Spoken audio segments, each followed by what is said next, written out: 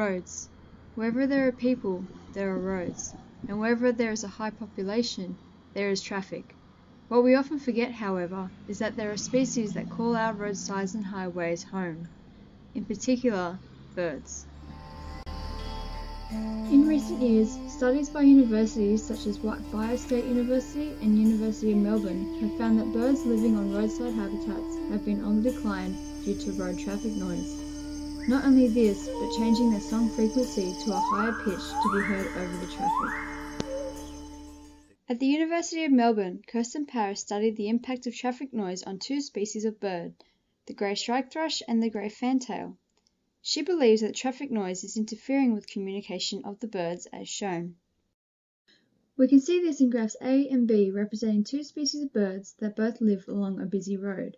Graph A is the grey striped thrush species, where graph B is the grey fantail species. On the x-axis is the increase in traffic noise, where on the y-axis is the increase in bird song frequency. When looking at these two graphs, we see that graph B, the grey fantail frequency, remains much the same. However, graph A, the grey striped thrush, has a slight steady increase. But what does this mean? If we compare the song frequency of the two birds, we see that the grey fantail has a much higher natural frequency than the grey striped thrush, seen here. Therefore, in a loud environment, the grey fantail will be able to communicate better.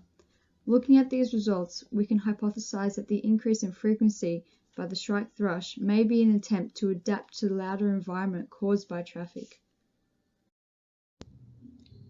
There is mounting evidence of birds and other wildlife being affected by roads and traffic noise. As road interferes with bird communication, there is also a problem with greenhouse gas pollution and the most wide-known hazard, roadkill. Roads running through fragile habitat are posing a large problem. So why hasn't anything been solved? Get rid of roads. I make a 2-hour commute to work every day. You saying I should quit my job? I was bothering the birdies, is it? What about them bloody pigeons? Don't see them disappearing anytime soon. Bloody rats. Truth is, there are 22.68 million people living in Australia. Of this, 4 million in Sydney alone. Every day we rely on transport or a road. With the population only estimated to increase, how can we possibly solve the problem when we have a society so heavily reliant on its transport system? Various measures are already being taken overseas. In the USA, the National Wildlife Federation has been established to devise ways in which better transport can be created that won't put surrounding wildlife and drivers at risk.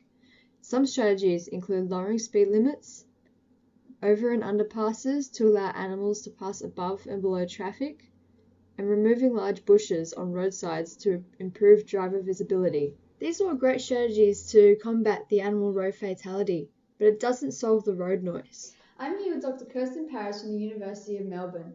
Dr. Paris has been researching the effect of traffic noise on birds, but what we want to know is what can be done to solve the problem.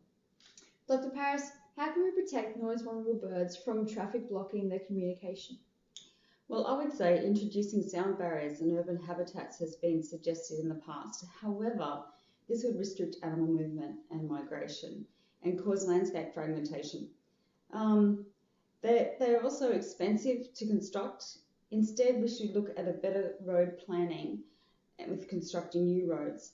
Build roads around fragile habitats, not through them.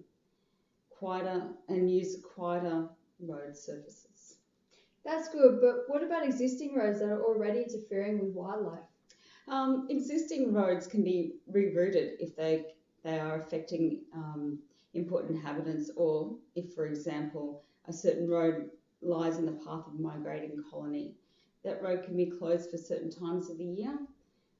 Temporary road closures can also be used during breeding season, when birds are most vulnerable to noise and collision accidents. Temporary road closures have been seen to be effective. In California, as of 1992, the seasonal closure of a main road in Tilden Park has reduced roadkill of migrating California newts since. So it is possible to solve this problem. We can never get rid of roads, but we can avoid building roads on top of important ecosystems. People, place, and profit can be satisfied. As the situation stands, America spends $8 billion alone on roadkill cleanup. If we can prevent road accidents, we could save money, save animals, being the planet, and people, because road accidents don't only kill animals, they kill people as well. Personally, from researching this matter, I find that although roads affecting bird songs seems like a really small matter, we must remember that these birds are the only ones we're going to get in our lifetime, and they're on the decline and having less places to live because of our population expansion. And remember that wherever there's a car, there's pollution. So what everyone can do, even though we don't build the roads, is we can try and drive less, get on your bike or walk, and save the birdies. Anyway, say bye-bye.